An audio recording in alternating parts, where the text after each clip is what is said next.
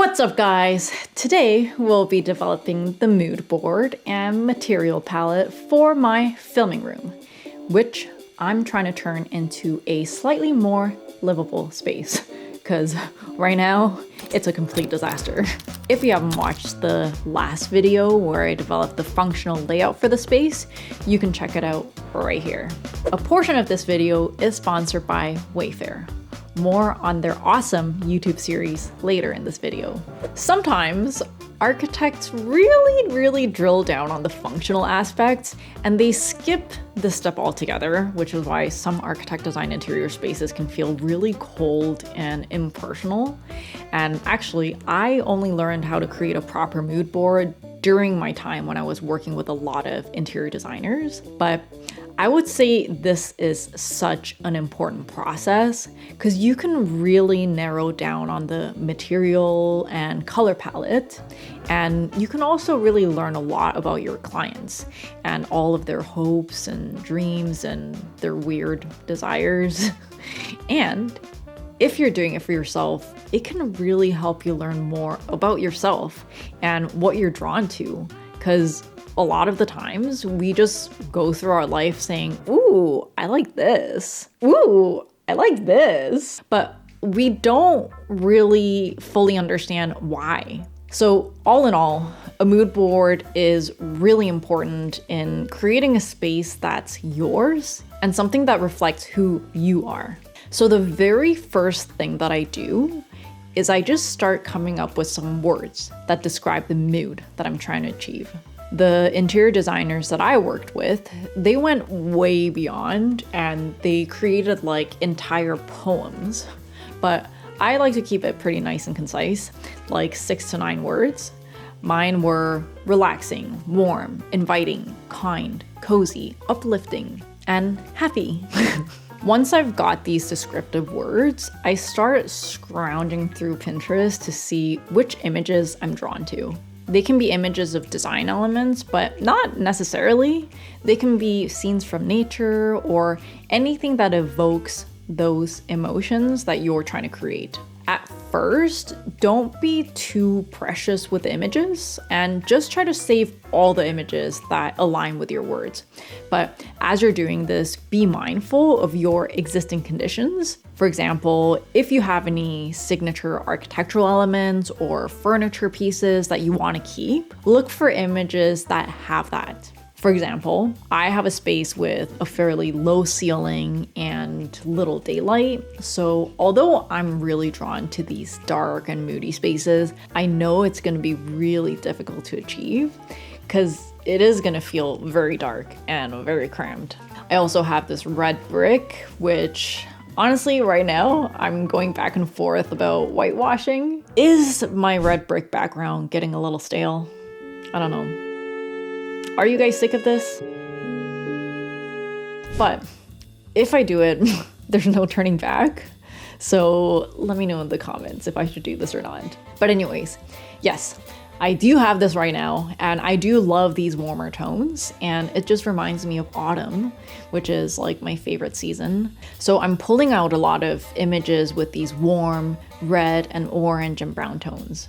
I also know exactly what flooring I want to use. It's the Wickford Oak vinyl plank flooring, which I have in my office. And it's one of the few vinyl plank products that really look and feel like wood. And obviously I would love to use real wood, but a vinyl is much more affordable, it's easier to install, and it's incredibly durable, and it's waterproof. And since this is just my filming room, I am just gonna go with a vinyl product. So just based on these parameters, I already have my base color palette. And so I'm pulling out a lot of images that have elements of this to get inspiration for complementary tones and materials. A quick message from today's sponsor, Wayfair! You guys probably know of Wayfair as a place where you can get chic, affordable home products, but you might not know about their awesome YouTube channel. They've got this cool new series called Interior Motives, where they try to solve very specific design problems. For example, having a really messy camera setup. like a certain somebody. They might bring in a professional videographer. Or, on this episode, they're bringing in a baker for tips on laying out a kitchen. A lot of times, we design spaces based on inspiration photos that we find on Pinterest or on Instagram. But to make that space really functional and to make it work for you, we really need that lived-in experience of someone who uses that space a lot, especially when it comes to knowing what storage to get. Even if you're just trying to make your space a little bit nicer or a little bit more functional, I think this series is going to give you a lot of practical tips and a lot of things to consider. Anyways, go check out their episode on kitchen designs. It's really well produced, it's really well researched, and it's really fun to watch. And go subscribe to their channel. It's full of really great content. I'll include the link in the description. So once you've got your images, you can start the selection process. But just be careful, because with Pinterest or Instagram, it's really easy to buy into a look, but these images are heavily fabricated and a lot of times heavily photoshopped, and it's taken in a very specific spatial condition. So it can be really deceiving, because even if you copy exactly what's in the image, it's never going to look the same in your space. So when you're narrowing down your selection, try to identify what it is about the image that you like. For me, I really love the light, neutral Mediterranean colors, but in this image, I love how this darker walnut tone just makes it feel a little bit more modern and sophisticated. I'm also really feeling these black details because I think it just really elevates the natural scheme. Here, I really love the combination of the fabric, this color glass vase, which again is a really nice contrast, but also adds something warm. And it also feels more contemporary and elevated. One thing to note, I think a lot of people feel like you need to get all the pieces that are in the same style category, but you don't really need to. As long as they're in complementary color tones, don't be afraid of mixing and matching, especially if you're someone who likes thrifting and having objects that have like a story behind them. This is going to add personality to your space. If you're having a hard time understanding what you like, a really good reference can be your closet. What are the clothes that make you happy? For me, my closet has a lot of black, red, orange, and neutrals. Lo and behold, those are the colors that I'm really drawn to. So try to see if there's any color themes or textures or ideas that you can pull from your closet. If you see a pattern, then that's a pretty good jumping off point, because those are the colors that you're gonna feel good in. And of course, you have your lived-in experience. Even though I love this earthy texture, I don't find them comfortable for long periods. Like, I had these really soft pillows and I'd always get compliments from people saying, "Oh my God, this pillow is so nice." And they'd always hog the pillows. And that experiential quality is really important for me. So even if I like the look of something, I'd prefer to prioritize the function. So now that I've narrowed down my mood board and I know what color tones I want to use, I gather the physical material board.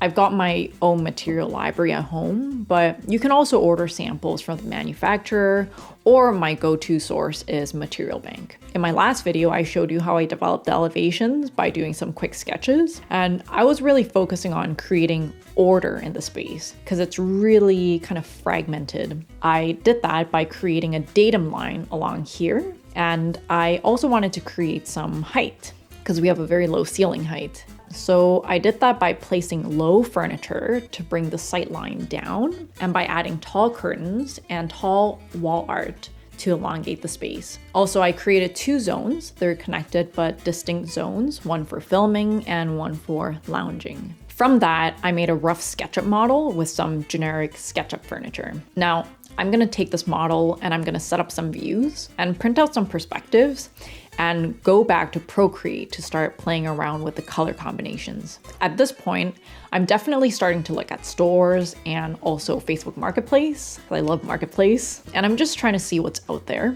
But if you start doing this too early, you can kind of go crazy with all the millions of options out there. And you can kind of risk buying the things that don't really go together. So I like to narrow this down before I start shopping. I just set up my drawings the same way I've done with the rough sketches, but this time I'm being a little bit more careful with my lines because you're using this to get buy-in from the client. I draw all of my lines on the base layer and I create another layer for the color options. Now, when you're trying out different color combinations, you should try to keep those initial goals, in my case, order, height, and zones. And just like the initial sketching phase, you can color them in really roughly and do a couple of different options and see which one you want to develop more in detail. I also hate bright lighting, so most of my lights are going to come from spotlights. So I create another layer on top with a dark color wash, and I basically start coloring in where I want the lights to go.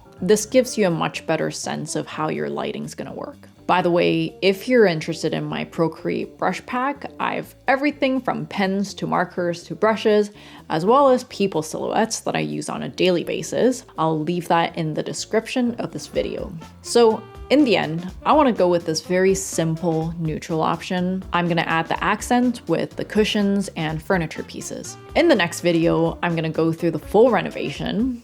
But if you have any questions on any of this, just let me know in the comments. And if you haven't watched the previous video, I'll leave it right here. And with that, I'll see you guys in the next video.